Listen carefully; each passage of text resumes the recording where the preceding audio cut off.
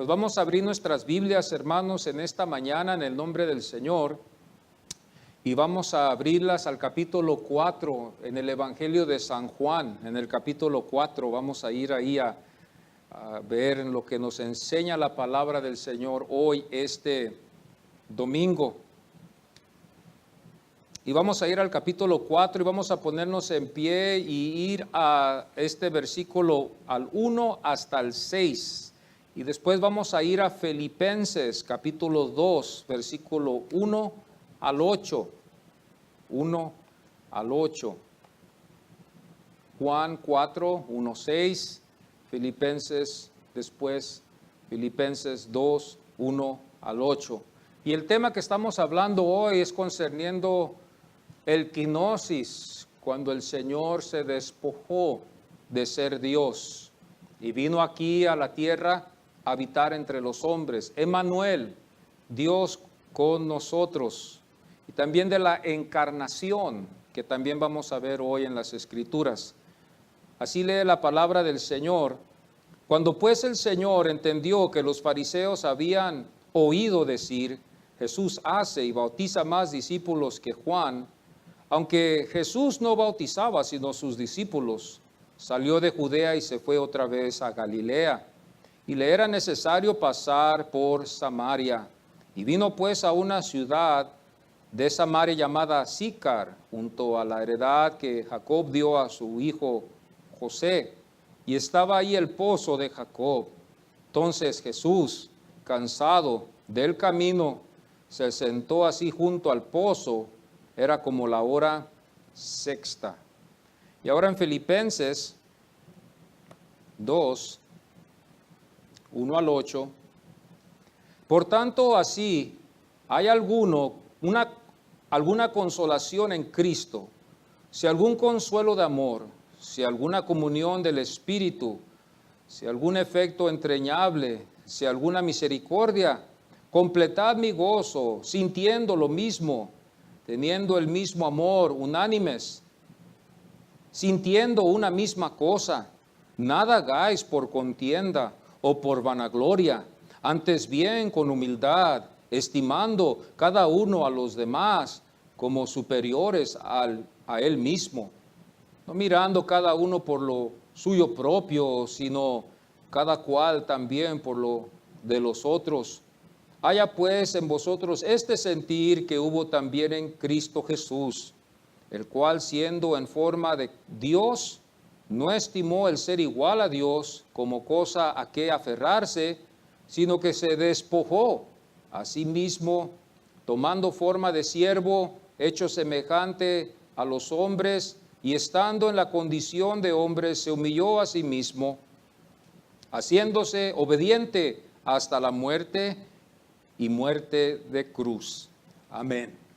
Podemos tomar nuestros asientos en esta mañana. Hemos estado hablando, ¿verdad?, en este capítulo 4, si podemos refrescar nuestras mentes, los que estamos ahorita en este capítulo, ¿verdad?, y que estamos leyendo juntamente con la iglesia. Este capítulo 4 inicia finalizando el asunto del capítulo 3, 26. Cuando nosotros vamos a las Escrituras, en todo en el contexto, podemos ver que en el capítulo 3, versículo 26, hay algo que acontece. Y el versículo en parte dice, Rabí, mira que el que estaba contigo al otro lado del Jordán, de quien tú diste testimonio, bautiza y todos vienen a él. Inicia la historia en tener salir de la ciudad por esta razón.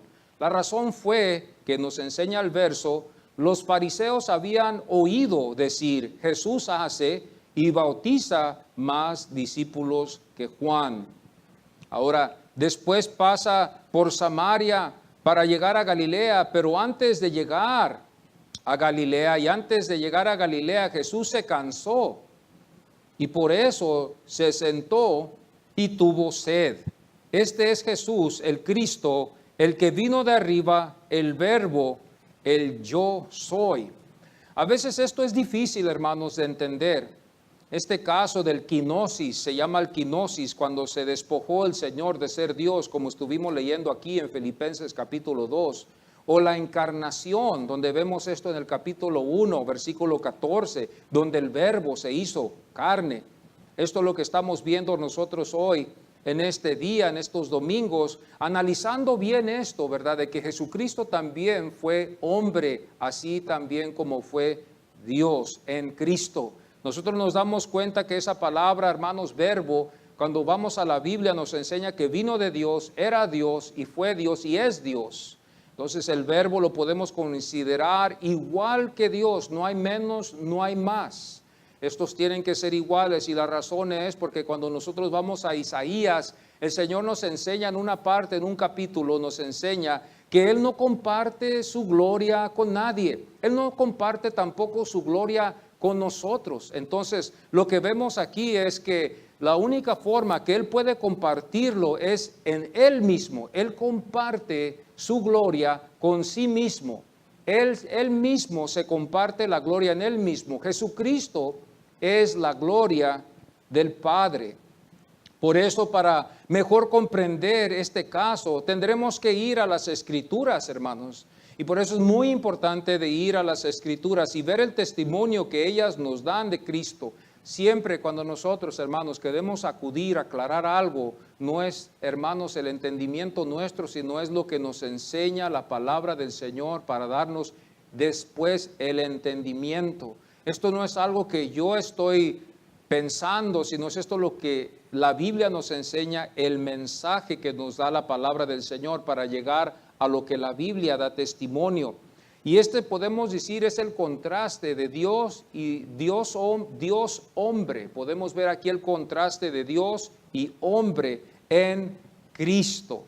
Esto es algo muy importante que hoy no es de mucha gran importancia, quizás por la razón de que no hay mucho interés en las Escrituras como antes había. Cuando hay mucho interés en las Escrituras, va a haber muchas veces argumentos para la edificación del cuerpo de Cristo. Cuando no hay mucho interés en las Escrituras, no buscamos mucho lo que hay en las Escrituras, no va a haber argumentos, ni va a haber no va a haber mucha discusión. Esto siempre se ha dicho, ¿verdad? Que la doctrina es la que divide a veces. Por eso hoy en día muchas de las iglesias han mejor considerado nomás la unidad, que nos ha llegado también a afectarnos en lo negativo. En lo negativo significa de que todos tienen una parte de la Biblia, pero no todos estamos en acuerdo. Esto se ha visto y se ve hoy en estos tiempos, ¿verdad? Cada quien, muchos no tienen mucho conocimiento en las Escrituras. Tenemos Biblias por donde quiera. No es la razón por los libros. La Biblia no es el problema, el libro no es el problema. Tenemos Biblias en las prisiones, tenemos Biblias, hermanos, en los moteles, tenemos Biblias que se venden en las tiendas, tenemos Biblias que se dan gratis. El problema no es el libro, el problema es de leer la palabra del Señor y escudriñar las Escrituras. Esto es algo muy interesante también cuando vamos al versículo 3, y aquí me quiero detener yo con esto del kenosis y la encarnación, porque vemos aquí la humanidad del verbo que se hizo carne. Muchas veces nosotros podemos pensar y decir, Él fue Dios, Él no necesitaba haber tenido sed, Él tuvo una fuerza sobrenatural en su cuerpo, que Él pudo resistir la sed, Él pudo resistir el cansancio, Él pudo caminar por millas y nunca cansarse. Vemos aquí la sinceridad y la honestidad del Dios Hijo, que nos demuestra que la Biblia describe muy fácil aquí en el capítulo 4, versículo 6, y nos enseña que se cansó y tuvo sed. ¿Usted se ha cansado algún día? ¿Se ha sentido cansado? ¿Usted ha tenido sed algún día donde busca el agua para tomar? Así se sintió Jesús, igual como un hombre. Tuvo que representarnos como hombre, hermanos, porque iba a ir a la cruz del Calvario a representar a todos en la cruz. Ahí Él iba a cumplir con la ley que exigía que sin derramamiento de sangre no hay remisión de pecados. Se tuvo que hacer esto por muchos años, siglos, si lo podemos decir así, donde los corderos eran sacrificados, miles de corderos inocentes que, hermanos, ellos llevaban al altar, los sacrificaban y derramaban la sangre para tener que otra vez volver a llevar otro cordero la siguiente vez para recibir un perdón. Yo digo en mi parte que estos sacrificios quebrantaban a la persona. Al momento de ver un animalito inocente tener que morir por nuestra culpa, llevaba al hombre a comprender el estado de pecado que él estaba con Dios. Cuando nosotros nos acordamos cada vez que servimos la Santa Cena y reflexionamos en la muerte de Cristo Jesús, esa es la razón, para que el hombre pueda reflexionar lo que tuvo que pasar para que él pudiera ser salvo. Sin derramamiento de sangre no iba a poder ver perdón. Por eso Cristo tuvo que venir, y regresamos para atrás al kenosis, a la encarnación, para que pudiéramos recibir este representante que nos iba a representar con un cuerpo igual que el nuestro y que iba a ser clavado en una cruz. La vez pasada yo les dije que a Dios no lo íbamos a poder clavar en espíritu, iba a ser imposible. Y una vez estaba yo escuchando también a un pastor decir, si nosotros queremos saber lo que vamos a hacer con Dios, veamos lo que hicimos con Jesús. Ese es el carácter del hombre con Dios. Lo matamos cuando Él vino aquí a la tierra. Ese es el acto del hombre que hace, esa es la obra del hombre. Entonces por eso yo creo que tiene sentido cuando dice Pablo, no hay ningún justo, no hay nadie bueno. No hay nadie que busca a Dios. En realidad Jesús vino como hombre, vino a representarnos, vino a ser, como dijo Pablo, y usted lo sabe cuando usted va a las Escrituras, Él fue el segundo Adán, que vino a representar a toda la raza humana. Todos, por medio de lo que nos enseña la Biblia, somos hijos de Adán. Si lo aceptamos o si no lo aceptamos, cuando estemos delante de Dios, así Dios nos va a ver como descendencia del primer Adán. Y el primer Adán, lo que heredamos de él fue la muerte, la separación. De él heredamos esta enemistad que tenemos con Dios. Por eso Cristo Jesús vino como el segundo Adán para restaurar eso con los que Dios iba a escoger en esta vez. Y nos damos cuenta que Jesús tuvo que ser un hombre, tuvo que tener sed.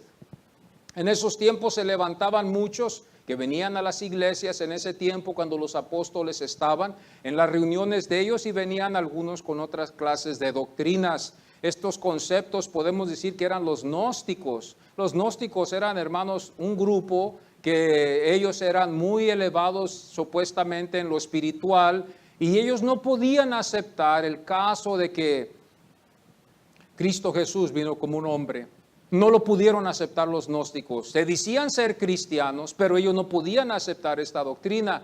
Y aquí vemos este caso donde vemos esta apologética que vemos que viene del apóstol Juan. ¿Por qué yo hablo de la apologética? Es una apologética, una defensa que Juan utilizó aquí en este evangelio. Por eso describe la humanidad de él, para que los gnósticos pudieran entender que Jesús estuvo con ellos. No fue un espíritu como los gnósticos decían. Los gnósticos pensaban, y quizás hay algunos también hoy en este tiempo en la iglesia, que piensan que Jesús fue un hombre diferente a nosotros. Algunos piensan que Él fue de otra clase de sangre. Algunos piensan que Él fue otra clase de raza. Y algunos por esa razón lo piensan porque no creen ellos que la santidad de Dios pudiera habitar en el cuerpo de un hombre regular. Cuando usted busca lo que los gnósticos creían, una de las cosas es que los gnósticos no creían que la carne podía superar algo bueno. Los gnósticos no creían que la santidad de Dios podía habitar en una carne corruptible y pecadora. En este caso, por eso ellos vinieron en contra de la iglesia, empezaron ellos a levantar esta doctrina, y por eso vemos la razón, porque Juan el apóstol empieza a hablar también de la humanidad de Jesús. Y vemos aquí en Juan capítulo 4, versículo 3, dice, salió de Judea y se fue otra vez a Galilea, más o menos para refrescar nuestras mentes. ¿Cuál fue la razón que fue para ir para atrás, para Galilea, Jesús y sus discípulos? ¿Qué fue la razón? El versículo 1 nos enseña, el Señor entendió que los fariseos habían oído. Este era el problema.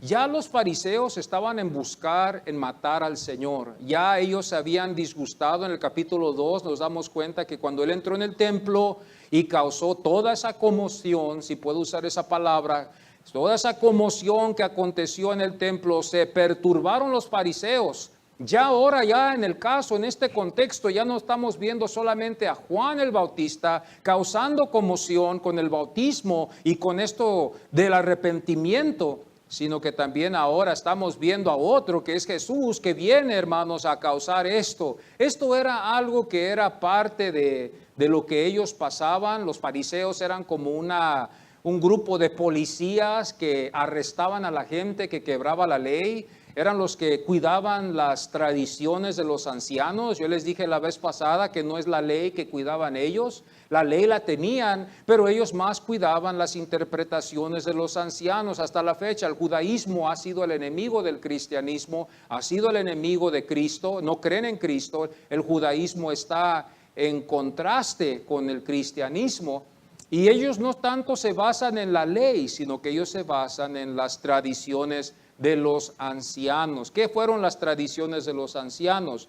La tradición de los ancianos son interpretaciones de la ley de Moisés, y ellos defendían más las interpretaciones que la ley que Moisés daba. Por eso el Señor, cuando les hablaba que Él no iba a quebrar la ley no la quebró. La ley el Señor no quebró. Él quebró quizás otras cosas que ellos pensaron que quebró, pero no las quebró, porque el Señor fue sin mancha y sin tacha. El Señor fue perfecto. Estas tradiciones que ellos levantaron fueron de los hombres, fueron cosas que ellos quisieron levantar y las imponían en la gente. Entonces, cuando él entendió que ya los fariseos estaban buscando matarlo a él y quizás también a los discípulos, él se fue. Él supo que ya su tiempo, hermano, no era todavía, y fue mejor a Galilea. Dijo, vamos a Galilea. El versículo 3, en el mismo contexto, dice que salió de Judea y el plan no era de ir a Samaria, pero por alguna razón él pasó por Samaria para ir a Galilea. El plan era de ir a Galilea. Y esto iba a ser, hermanos, si podemos imaginarnos, 10 millas en pie, quizás más, 10 o más millas en pie, caminando en el desierto caliente. Imagínese usted en un día caloroso, caminando por las calles. Ayer estaba yo barriendo, hermanos, y me di cuenta de una hermana que venía caminando, y no sé cuántas millas serían, no, menos de una milla. Pero eso es lo que el Señor sintió cuando tuvo que caminar él por muchas millas para llegar a Galilea. Cuando llegó en la sexta hora. La sexta hora es el mediodía, vamos a decir como hoy ahorita en este tiempo. El sol estaba afuera, estaba caldente, había mucho calor. Veamos el contexto, era un lugar donde las sombras eran solamente los árboles, había mucha tierra, mucho polvo, hermanos, y él caminaba por mucho tiempo y demostró él su humanidad. Aquí hubiera sido bueno donde Juan pudiera haber describido a Jesús como Dios y pudiera haber dicho él, el Señor resistió el cansancio y seguimos caminando. Aquí pudiera haber dicho Juan, todos tomamos agua menos el Señor, porque Él fue Dios. Entonces ahí pudiéramos nosotros decir, pero aquí está, donde nos demuestra que Él fue un hombre diferente, porque no tuvo sed como los otros y tampoco se cansó. Y yo me admiro también cuando veo yo las Escrituras que Él fue el que se cansó, no sus discípulos. Sus discípulos, la Biblia nos enseña muy claro, y lea lo que dice la Biblia, la historia nos enseña que ellos siguieron para ir a comprar comida. Una de las cosas que también me admiré es que nadie se quedó a quedarse a guardarle compañía. Eso significa que ellos podían todavía. Quizás uno, ¿verdad? Si nos podemos relacionar con esto, si somos un grupo de 12, y uno de ellos se cansa, quizás el otro que está medio cansado, ¿qué va a decir? Yo me quedo con el que está cansado. No va a decirlo así, pero va a decir, yo me quedo para guardarle compañía a él mientras ustedes van. ¿Verdad que sí? Ustedes vayan a traer la comida, yo me quedo con el Señor aquí también. Y otro quizás iba a decir, pues yo también, iba a decir en su mente, me siento un poco cansado y yo también me quedo también. Y así hubieran sido 3, 4, 5, ¿verdad que sí? Y se hubieran relacionado con el Señor en su humanidad. Ahora, aquí nos damos cuenta que los discípulos demostraron ellos algo. Y la energía vino sobre ellos y fueron ellos como hombres. Esto es algo interesante porque el Señor se quedó cansado y tuvo sed. Los otros se fueron cansados, quizás todavía con más fuerzas y con sed a buscar comida. Esto es algo también interesante, por eso le llamamos, esto es algo apologético, que defendemos nosotros la fe con ello, porque con las Escrituras es la única forma que podemos defender la fe. Aquí es donde sabemos nosotros que el Señor fue 100% hombre para representarlo a usted y representarme a mí en la cruz del Calvario, mas sin mancha y sin tacha. El apóstol Pedro nos enseña que él fue un cordero sin mancha y sin tacha. El judío sabía lo que significaba un cordero. El cordero que iba a ir al altar, él sabía lo que significaba y sabía lo que iba a sentir el que lo ofrecía. El pagano, el gentil, no lo iba a entender. Y más si eso ya no se practica. Estamos, hermanos, no estamos familiarizados con ver esta clase de sacrificios. Pero cuando usted entiende los sacrificios, lo que significa, lo que simboliza, va a ser más impacto en su vida para entender lo que hizo Jesús. Cuando usted va a la Biblia y usted va a Hebreos es un mensaje muy precioso que también compartí con ustedes, no es una epístola. Se ha dicho que este fue un sermón de uno de los apóstoles o uno de los ancianos. Se ha dicho muchas veces que Hebreos es una de las epístolas de Pablo por el conocimiento que tuvo, pero muchos llegamos en un desacuerdo porque no hay evidencias en cómo el estilo en que escribe, pero muchos creen que quizás fue Pablo, algunos creen que fue Timoteo, algunos hasta creen que fue Bernabé, por el conocimiento que tenían ellos, el trasfondo judío en este sermón de Hebreos. Hebreos no fue una epístola, fue un mensaje que se les dio y que dictaron ellos, lo escribieron, y todo ese libro de Hebreos fue un sermón. Imagínense los sermonotes que se daban, largos sermones de 3, 4 horas, no eran de 30 minutos. En esos tiempos ellos se la pasaban casi todo el día escuchando la palabra del Señor. Algunos se dormían, algunos tomaban una siesta, pero ahí estaban oyendo y escuchando el mensaje de la palabra del Señor con el interés. Algunos estaban atentos y después hacían ellos preguntas como una iglesia. Aquí vemos en el capítulo 4, versículo 6, entonces dice, entonces Jesús, cansado del camino, se sentó. Se sentó Jesús porque estuvo cansado y tuvo sed. Cansado y con sed. Y aquí vemos el kenosis, donde se despojó. Eso es lo que significa kenosis, despojó.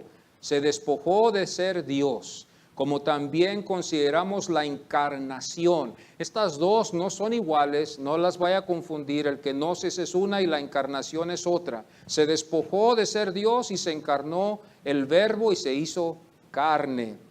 Esto es el Hijo Eterno, el que estuvo con Dios. Dios no comparte su gloria con nadie. El Verbo estuvo activo en toda la creación. El Señor dio la palabra, sea la luz, y fue la luz. Y cuando Él dio la palabra, ese es el Verbo activo, el Verbo creativo que tuvo poder como Dios. Ese es Cristo, el que vino aquí a encarnarse y a hacerse hombre, y estuvo con el Señor, estuvo en el Señor y era el Señor. Eso es algo interesante porque vemos la historia, ha habido tantas cosas que van en contra de la doctrina cristiana, pero cuando vemos el siglo, hermanos, vemos los siglos que han pasado, esto de Cristo no se puede destruir, es una doctrina sólida. Como hay falsas doctrinas de Cristo, hay verdaderas doctrinas de Cristo, pero entre la falsa está la verdadera doctrina de Cristo, lo genuino, lo que Él es. Porque hay algunos que no saben describir la venida del Señor. Yo estoy aprendiendo, yo tengo que leer, yo tengo que estudiar, yo tengo que ver las interpretaciones para que me ayuden. Esto no es místico, esto no es algo que viene, enséñame algo, porque lo que aprendemos es de lo exterior, como lo dijo un pastor. Lo que nosotros aprendemos no es interior, es de lo exterior, de afuera, de libros, vienen y entran a nosotros y nosotros podemos compartirlo con otros. Esto no es algo que ha venido de mí. Esto puede a veces ser una falsa revelación cuando vienen de nosotros. Esto viene de afuera y esto nos ayuda a los libros para poder describir a veces y leer más del Señor. Cuando uno sabe dividir la palabra del Señor, que voy yo aprendiendo a dividir la palabra del Señor al Señor, lo vamos a ver desde Génesis hasta Apocalipsis.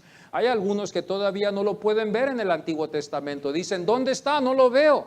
pero cuando nosotros leemos las Escrituras podemos ver al Señor. Y no lo digo yo para defender esa creencia de que el Señor está en el Antiguo Testamento. No lo digo por eso, para defender a esto, sino que yo lo digo porque lo he visto desde Génesis, los profetas, los salmos, ahí vemos a Cristo. Cuando vemos el ejemplo de David, por ejemplo, este gran rey que liberó a su nación, ahí vemos a Cristo, el Mesías, que iba a venir un día a levantar a la nación y ser el único rey.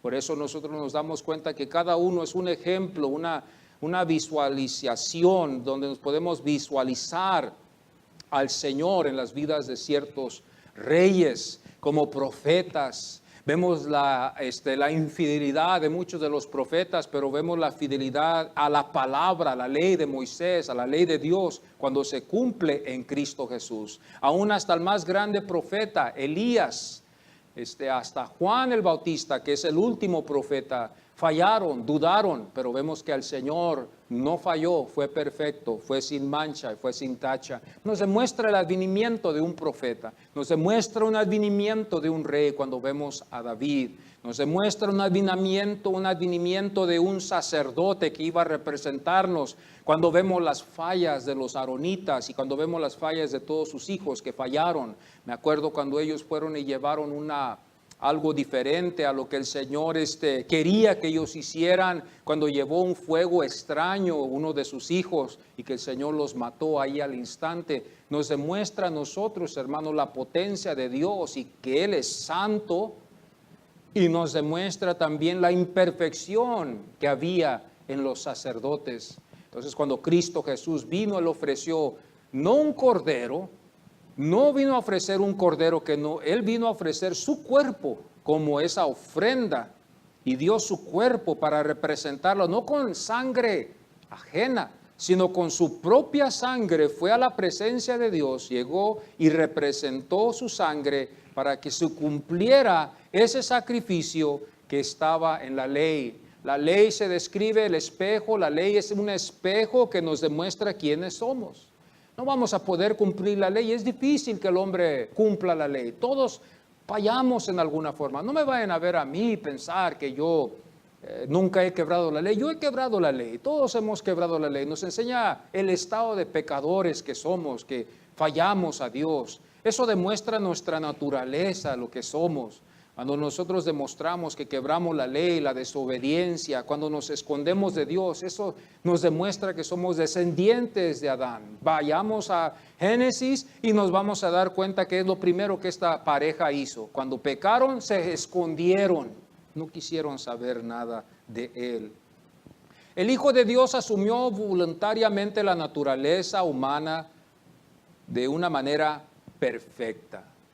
Aunque Él fue igual que nosotros, hombre, pero Él en una forma perfecta, sin pecado. El Señor fue tentado. La Biblia dice que fue tentado. Es la única cosa que podemos ver. Fue tentado. Pero no fue tentado como usted y como yo. Él fue tentado exteriormente, por afuera. El enemigo vino y lo tentó por afuera. Lo correcto es así, no es interiormente. Nosotros somos tentados por las concupiscencias. Las concupiscencias son las pasiones carnales que hay en nosotros todavía, que surgen, que tenemos que nosotros controlar. Las pasiones que se descontrolan a veces en nuestra vida. Todos tenemos esto. Todos luchamos con pasiones y se descontrolan cuando nosotros no las ponemos o las aplacamos como se debe. Pero el Señor no fue movido por pasiones o concupiscencias pecaminosas, sino que cuando el enemigo vino, lo tentó por fuera y quiso atacarlo y llevarlo a hacer otras cosas, pero no lo pudo hacer y tuvo el Señor. Él fue el único, Cristo fue el único que tuvo la victoria sobre Satanás, con su mente, con su cuerpo y con sus acciones. No podemos nosotros decir que nosotros hemos vencido a Satanás. Lo podemos vencer quizás en lo visual, pero en la mente, ese es otro asunto. Cuando hablamos de la mente, hay muchas cosas que surgen. Y esto se requiere disciplina, se requiere estar en la palabra de Dios. Yo llego a la conclusión, hermanos, si somos honestos y sinceros, esto no va a ser algo fácil, pero por la gracia de Dios, por eso podemos estar aquí. Podemos estar seguros de que así como toda su vida fue vivida en una estrecha comunión, fíjese, su comunión de Él fue total para que podamos ver esto. Juan 8:28 dice, cuando hayas levantado al Hijo del Hombre, entonces conocerás que yo soy y que nada hago por mí mismo, sino según me enseña el Padre, así hablo. Esta era la doctrina del Señor. Yo no hago nada si el Padre no me dice. Él estaba en una comunión total con el Señor. Pero este mismo que estaba en esta comunión es el mismo que estaba también aquí en el versículo 6 de Juan, donde dice, entonces Jesús, cansado del camino, se sentó.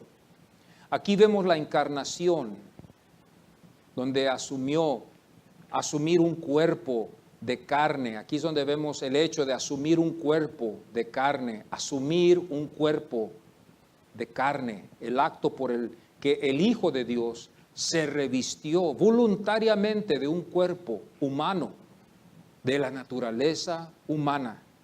Esto es lo que vamos a ver aquí, la encarnación de Cristo es el punto culminante, es lo máximo que podemos ver de una revelación de Dios. Ya Dios, hermanos, los que sabemos lo que dice la Biblia, ya no se iba a revelar por medio de profetas. Ya Dios ya no se iba a revelar por medio de las teofanías. Ya el Señor ya no se iba a revelar por otra cosa, sino que Él mismo iba a venir en forma de hombre en Cristo Jesús y darnos una completa revelación de Él, para que ya no busquemos otras cosas y vayamos solamente a Cristo, que Él es Dios. Por eso nosotros, hermanos, no buscamos otras cosas, sino a Cristo Jesús. Él es el camino, Él es la verdad y Él es la vida. ¿De dónde yo saco esto? Usted dirá, ¿dónde saca usted esto? Vamos a Hebreos 1:3. Hebreos capítulo 1, versículo 1 al 3. Aquí la Biblia está muy clara. Aquí este sermón nos enseña y dice, Dios habiendo hablado muchas veces y de muchas maneras en otros tiempos a los padres por los profetas, el versículo 2 dice, en estos postreros días nos ha hablado por el Hijo, nos ha hablado por el Hijo, a quien constituyó heredero de todo. El versículo 3, el cual siendo el resplandor de su gloria. Por eso yo digo que Cristo fue el resplandor de Dios, porque la Biblia lo dice.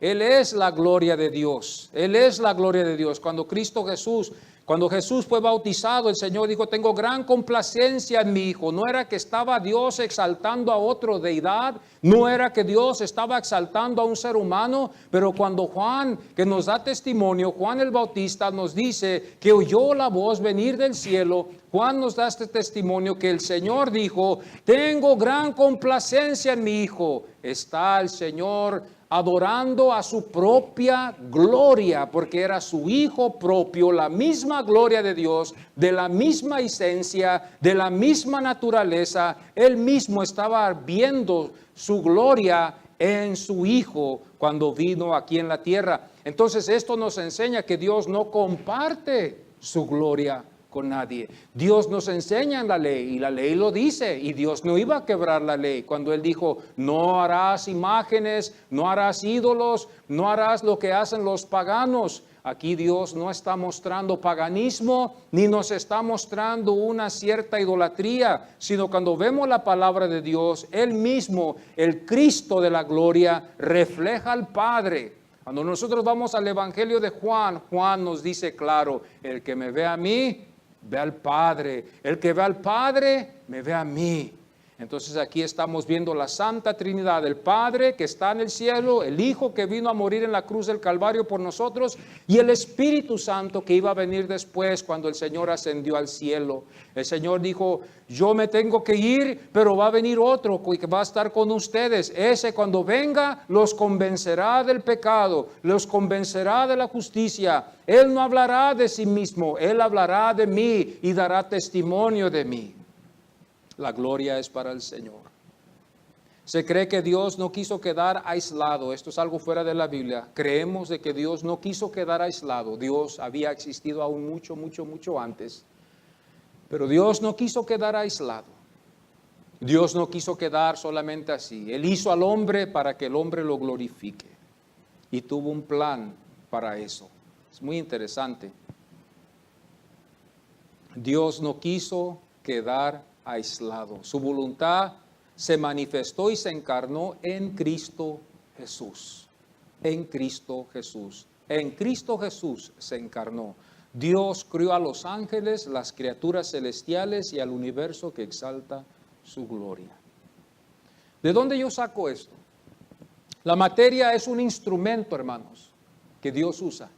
Los árboles, el cielo, la luna, el sol. ¿De dónde saco yo esto? Romanos 1:20. Romanos 1:20 dice, porque las cosas invisibles de su eterno poder y deidad se hacen claramente visibles desde la creación del mundo. Cuando vemos el cielo, cuando vemos el sol, cuando vemos la luna, cuando vemos los árboles, no es que sea un Dios, sino que nos da testimonio de que hay un Dios. Hermanos, una vez dijo un pastor, toda la creación, hermano, grita de que hay un creador, pero el hombre está ciego, hermano. Sin Dios está ciego. Y el hombre no puede hacer nada para ser salvo. Dirá el hombre, a mí no me interesa si Dios me salva o no me salva. Ahorita no nos interesa. Pero cuando un día estemos delante del Señor nos va a interesar, pero va a ser muy tarde. Un día vamos a querer esta salvación que es ahorita ofrecida. Ofrecida para que todos puedan escucharla. Pero sin la ayuda de Dios nadie se puede acercar a Dios. Si Dios no nos llama, nadie se acerca. Nadie busca a Dios. Es una mentira de que hemos nacido buscando a Dios. Es una mentira de que nacimos con algo vacío y que buscamos a este que llene este vacío. Nadie sabe que le falta algo hasta que Dios se lo revela. Y cuando Dios se lo revela, entonces despiertan los sentidos del hombre y empieza a realizar la verdad. El hombre cuando no realiza la verdad, el hombre está muerto de sus sentidos. Le puedes hablar de Cristo, le puedes hablar de su segunda venida, le puedes hablar de que hay un infierno, pero si el hombre no tiene el Espíritu de Dios y que se lo revele, tú le puedes hablar de todo y se puede aún hasta estar muriendo, pero no va a creer porque Dios no le da esa ayuda. Esa es una ayuda espiritual que por su gracia y su santa misericordia, los que estamos en Cristo lo obtenemos. Tenemos una gracia y una misericordia. No fuimos nosotros. Aquí yo no creo que nadie estaba buscando a Dios, al verdadero Dios. Estaríamos buscando otras cosas, pero a Dios no estábamos buscándolo. Pero Dios sí estaba buscando. Dice la palabra que Dios busca adoradores que le adoren en espíritu y en verdad. La verdad tiene que ser verdad. La verdadera adoración, no una falsa adoración, una verdadera adoración. Acuérdese bien, no es nomás adorar a Dios. No es nomás decir vamos a adorar a Dios como yo quiero, como yo pienso. Dios se agrada con una verdadera adoración. Él busca adoradores que le adoren en espíritu y que le adoren con esa verdad. Eso es lo que dice la Biblia. Hay muchos que adoran a Dios en muchas formas, levantan ídolos, levantan ellos sus formas en hacerlo y dicen, Dios está contento con lo que yo estoy haciendo porque estoy adorando a Dios. Dios ama a todas las almas. Eso nos demuestra una ignorancia a lo que dicen las Escrituras. Las Escrituras es lo que nos enseña que hay un Dios. Si no hay las Escrituras, nadie sabe de Dios. Por muchos años estuvo la Biblia escondida, por muchos siglos, y hubo hombres valientes que llevaron el evangelio cuando la iglesia era perseguida. Nadie conocía a Dios, querían conocer quién era este Dios y empezaron a imprentarse la palabra de Dios, la Biblia. Pero aún hoy todavía nos demuestra el interés en el hombre de no buscar a Dios. ¿Por qué lo digo así yo? Yo soy el que digo esto. Porque aún hay muchas Biblias, pero no estamos muy interesados en conocer del Señor. Entonces yo creo que esto es de Dios, el que nos da el interés, el deseo, la hambre de buscar este verdadero Dios. Una vez lo dijo así un pastor, le dijo, muchos buscan lo que Dios tiene. Yo quiero lo que Dios tiene. Tiene vida, tiene riquezas, tiene bendiciones. Yo quiero eso, pero querer verdaderamente a Dios, al Dios que está en el cielo, muchos no quieren nada con Dios. Dicen, gracias Dios por lo que me ofreces, hasta ahí llegó mi relación. Porque cuando conocemos a Dios, Dios es fuego consumidor. Pero aquí vemos al Hijo. Dios se manifestó de otra manera en la Biblia, a través del mensaje de los escritores, a través de teofanías. El Señor se manifestó antemano. Isaías 63:19. Este precioso versículo dice, hemos venido a ser como aquellos de quienes nunca te enseñoreaste, sobre los cuales nunca fue llamado tu nombre. O sea, ellos estaban actuando como si no tuvieran a Dios. Ellos habían llegado a ese estado, aquí Isaías 63:19 lo dice, como los paganos. También nos damos cuenta que el Señor les habla directamente a los que Él buscaba. Yo no estoy hablando aquí a que Él estaba hablándole a todo el pueblo de Israel, porque todo el pueblo de Israel se desvió. Eran pocos solamente los que buscaron verdaderamente al Señor. Y Isaías 35:4 dice, no temas, he aquí que vuestro Dios viene, Dios mismo vendrá y os salvará. Es el Dios de ellos. Es como si Dios ahorita a nosotros nos habla a través de sus escrituras y Él nos habla, la palabra la tenemos que tomar así, hermanos, de que es para nosotros y no es para el mundo. Tenemos que aclarar esto. Esto es para la iglesia.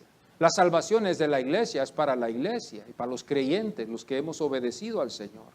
No es para el mundo, la salvación no es para el mundo. El mundo está excluido, al menos de que venga Cristo Jesús. Crean en su corazón.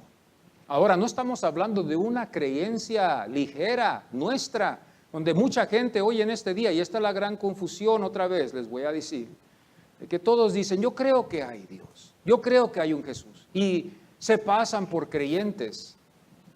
Yo estoy hablando de una salvación que viene divina de Dios, que Dios es el que nos ilumina, que Dios es el que nos ilumina y nos enseña esto, y nos demuestra, lo primero que Dios nos demuestra es nuestro estado, pecadores, necesitamos arrepentimiento. Pero ¿cómo puede ser esto?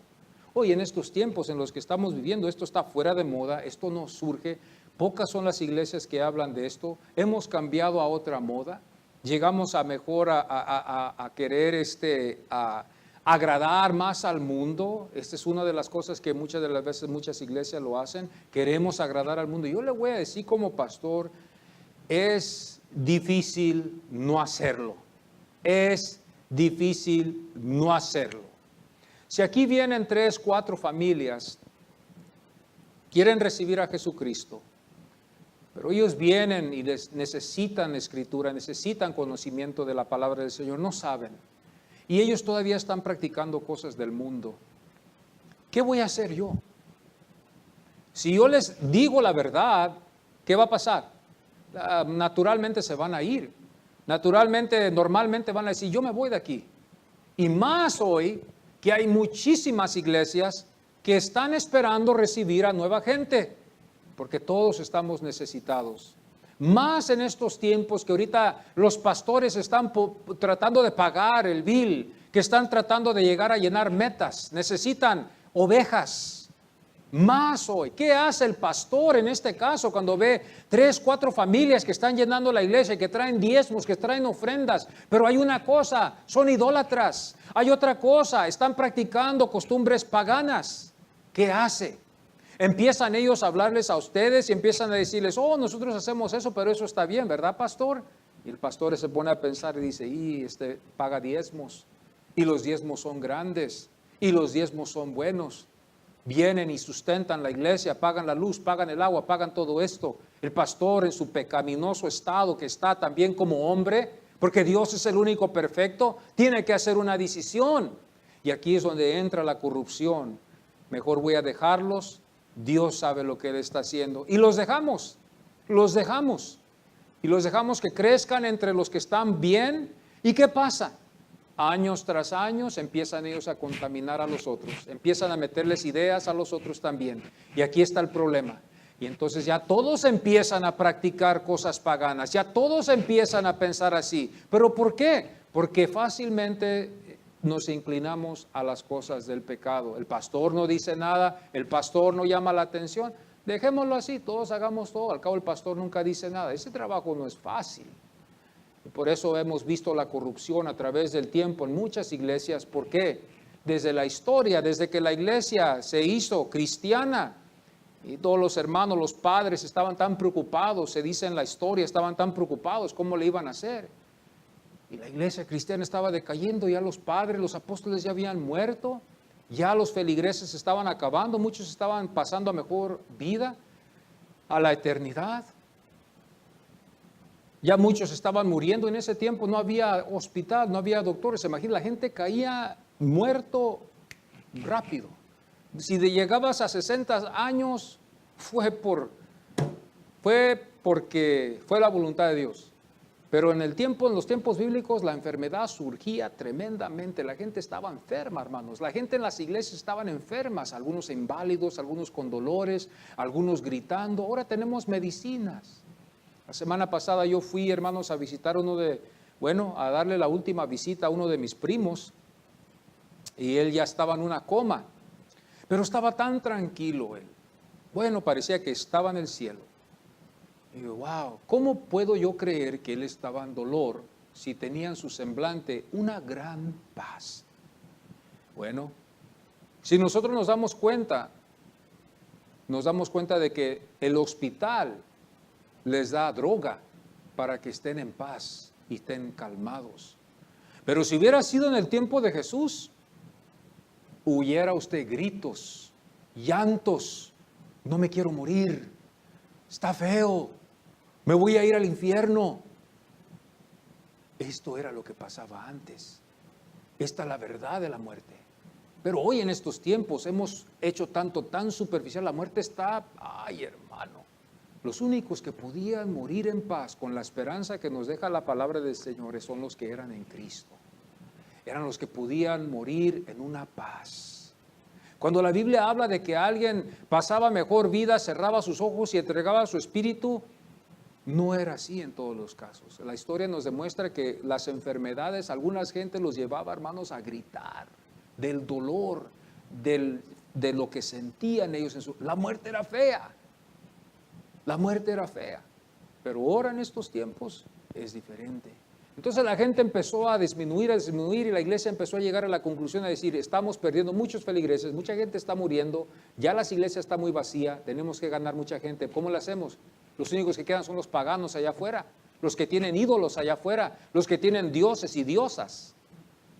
Pues vamos haciendo dioses y metiéndolos al templo para que ellos entren. Si empezamos a meterles ídolos al templo, estos paganos van a venir también y van a adorar aquí con nosotros. Van a buscar a Dios también como nosotros. Pero la Biblia no dice eso. ¿Pero qué vamos a hacer? Se va a morir la iglesia. Si no hacemos así, se va a morir la iglesia. Si no metemos ídolos, si no le damos a la parte débil del pecador, se muere la iglesia, como aquí. Si tú no le das la parte débil al hombre, se decae la iglesia. La iglesia se sostiene solamente por los fieles, los feligreses. Hoy en este tiempo la iglesia católica ya no dice así. La iglesia católica es del pueblo. Esto se constituyó en el año 1961 cuando la iglesia católica constituyó esto por el Papa, de que la iglesia es del pueblo. Ahora el pueblo es el que manda, el pueblo es el que dicta, el pueblo es el que le dice a la iglesia qué es y qué no es lo que se va a hacer. Por eso estas iglesias las vemos llenas. Pero si hubiéramos visto este caso como antes, como ya las modas han cambiado, la iglesia es de los feligreses, las iglesias todas estuvieran vacías, porque los paganos están allá afuera y los idólatras están allá afuera.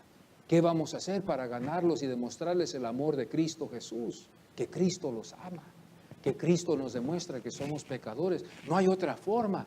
Traigamos los ídolos, traigamos las tradiciones, traigamos todo lo que a ellos les encanta, como estas iglesias nuevas, modernas, supuestamente que están también llevando el evangelio. Estas iglesias, ¿verdad?, que andan buscando a los pandilleros, a los drogadictos. ¿Cómo le hacen ellos? La táctica es de irles a llegarles en la área débil. Vamos a darles música cristiana chola, vamos a darles dramas cholos, vamos a darles a lo que ellos quieren y tendremos a muchas de estas. Esa es una táctica metodista. Los metodistas sacaron eso. Por eso yo me preocupo de ustedes cuando a veces ustedes tengan cuidado. No hay muchas cosas que tenemos que hacer, pero tenemos que tener mucho cuidado y sigan orando. Porque estos metodistas no tienen nada que ver con eso. Los metodistas, la mayoría de ellos, ellos creen en su propia voluntad. Somos nosotros los que escogemos a Dios. La voluntad es nuestra, nosotros escogemos a Dios. Es un arminianismo. El arminianismo y el calvinismo son dos cosas diferentes. El calvinista creía lo que dice Dios.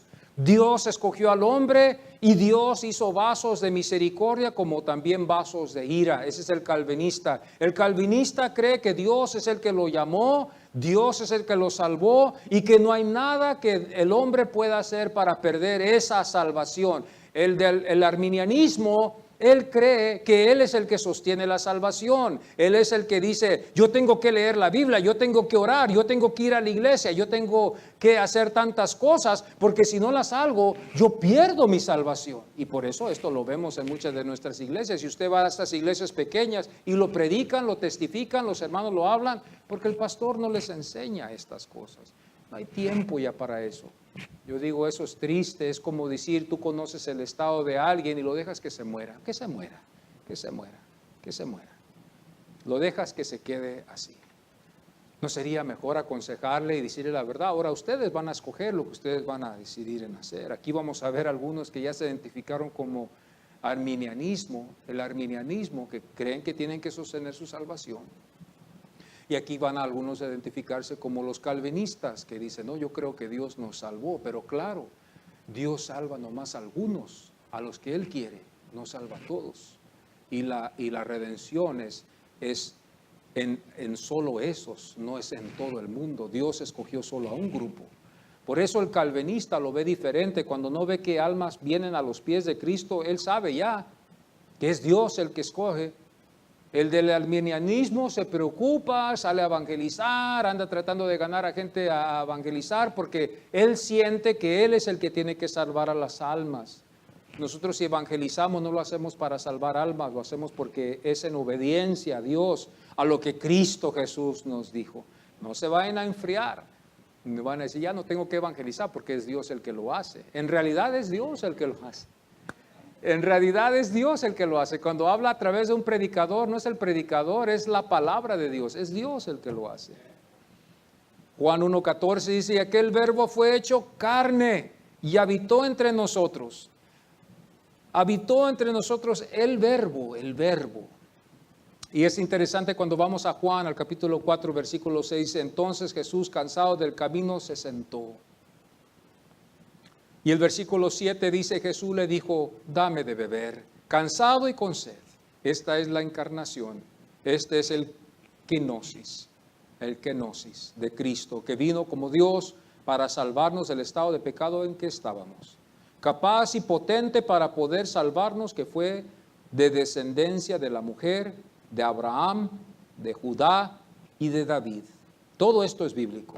Tuvo que venir de la mujer, nacido de una virgen. Creemos en el nacimiento virginal, aunque nomás hay un versículo, pero creemos en ese versículo de que Él nació de la mujer. Él vino a nacer, esto es algo único, es sobrenatural, no es natural, es sobrenatural, que Cristo Jesús vino a morir, que vino a nacer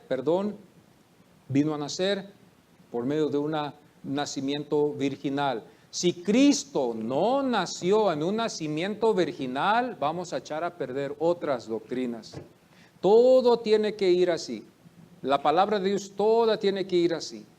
Toda tiene que ir así. Por eso no se puede contradecir esto, no se puede contradecir lo otro. Una de las cosas más grandes que muchos la contradicen es la obra o la fe. Las obras o la fe. Las obras o la fe van igual. La fe y las obras. La fe viene primero y las obras son las que siguen.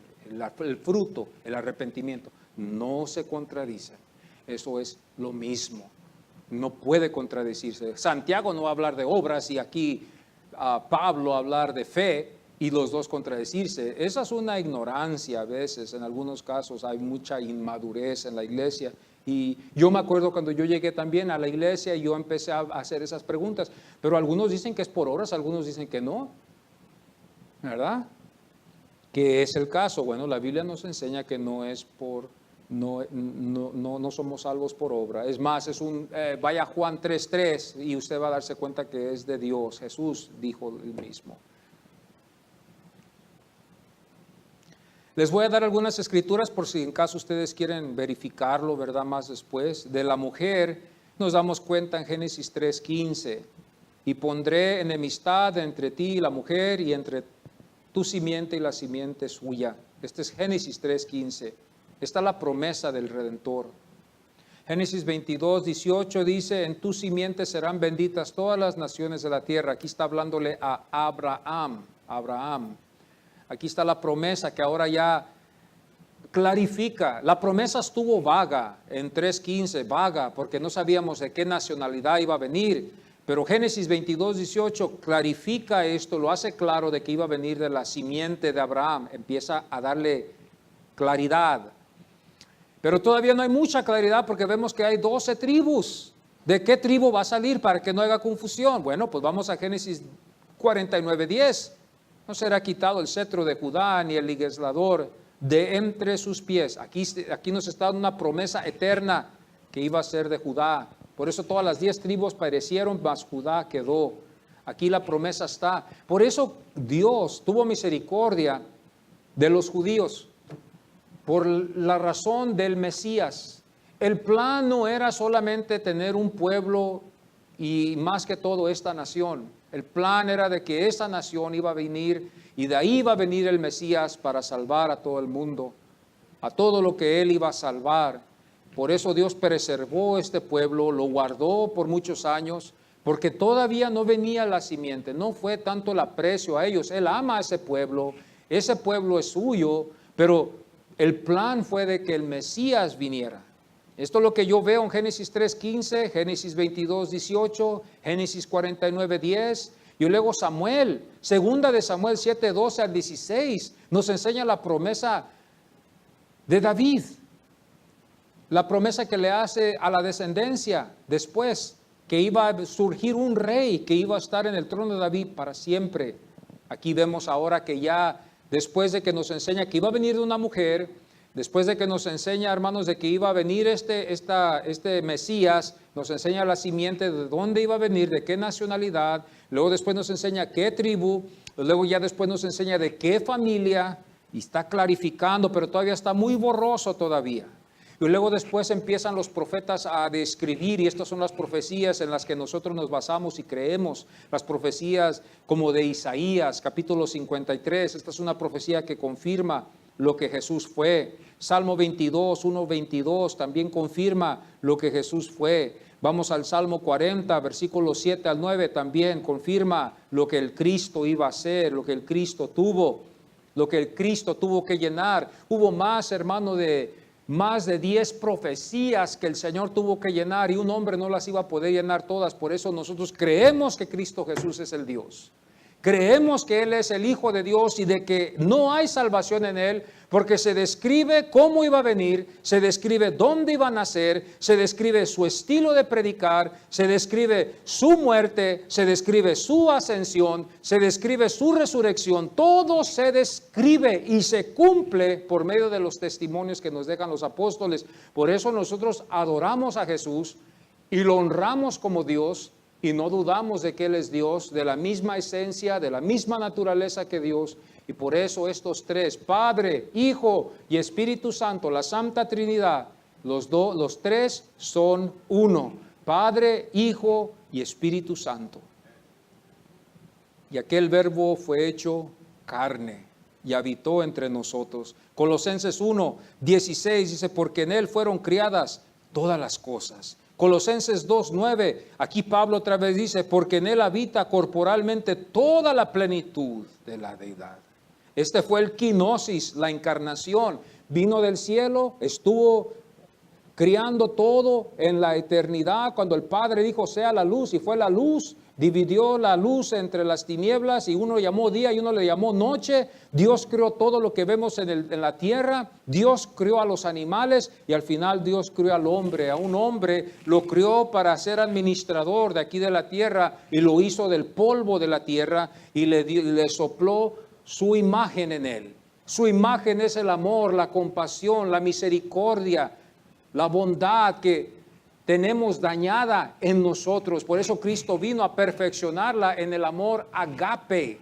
Nosotros ahora amamos en el pecado amamos en un amor dañado, manchado, con pecado, tiñido con pecado, pero cuando Cristo viene a nuestros corazones, Él automáticamente nos da el amor agape, que perfecciona un amor que estaba dañado por el pecado. Yo le digo a mi esposa, si tú sabes que yo antes de conocer a Cristo Jesús, no había amor en mí, yo no andaba, hermano, amando a todos y yo te amo a ti, yo te amo a ti, yo amaba nomás lo que yo tenía cerca, lo que nomás podía ver enfrente de mí. Hasta que Cristo me salvó, ahora yo puedo amar a todos. Gente que yo no conozco los puedo amar. Gente que nunca los he conocido los puedo ayudar. Esto no es algo de mí. Esto no es naturaleza mía de ayudar a la gente, de amar a la gente. Esa es una mentira que alguien diga eso. O yo amo a este, yo amo al otro, porque yo así nací. Bueno, aunque tú hayas nacido así, el amor de Dios todavía supera tu amor, porque el amor de Él es el amor eterno, es amor agape que nos demuestra Jesús. Pues con esto voy a concluir y gracias a Dios que pudimos concluir. No creo que me tardé mucho. Vamos a ponernos en pie y gloria a Dios que hablamos de ¿qué? Del quinosis y de la encarnación. El siguiente domingo ya vamos a entrar un poquito más en la vida de la mujer samaritana. Les pido que lean ustedes este evangelio, lean este capítulo en su tiempo devocional y vamos a buscar lo que la Biblia nos enseña. Está todo escrito, no hay algo aquí que yo le diga, esto es lo que me reveló algo, esto es escrito y que sea edificación para nuestras vidas. Vamos a orar y darle gracias porque el Señor vino, amén. Vamos a darle gracias al Señor, vamos a ponernos en pie, darle gracias al Señor porque Él vino aquí. Padre, te damos muchas gracias porque tú enviaste a tu Hijo, Señor. Te damos gracias porque tu Hijo vino como hombre, Señor, a representarnos. Muchas veces en toda mi vida yo no podía entender estas cosas, Señor, de que tú viniste. No pude apreciarlo, no realizaba estas verdades. Pero ahora a través de las Escrituras se ha clarificado mucho y puedo ver tu gloria, Señor. Y gracias te doy porque tú viniste. Gracias te doy porque tú tomaste mi lugar. Gracias te doy porque me ofreciste salvación. Gracias porque nos salvaste los que estamos aquí hoy en esta mañana y todo creyente que cree en el Señor. Te damos a ti la gloria y toda la honra y te damos a ti toda la alabanza para siempre. Señor, que tú sigas recibiendo toda la gloria siempre, Señor. Gracias te damos, Padre, por lo que tú has hecho, por vernos salvado, por habernos dado tu Santo Espíritu. Tenemos tu Santo Espíritu. Te damos gracias por tu preciosa palabra que nos enseña que tenemos tu Santo Espíritu. Gracias te damos. Te pido que tú nos ayudes. Si hay alguien que está enfermo, hay alguien que está necesitado, que tú consueles su corazón, que tú los fortalezcas, que tú sanes al que está enfermo. Si está en tu voluntad, tócalo, Señor. Señor, enséñanos tu plan. Ayúdanos, Señor bendito. A través de tu palabra, enséñanos a veces cuando no entendemos algunas cosas, que hayan quedado en nuestro corazón y que nunca nos olvidemos de lo que dice tu palabra. Gracias te damos en esta mañana, en el nombre del Señor Jesucristo. Amén y amén.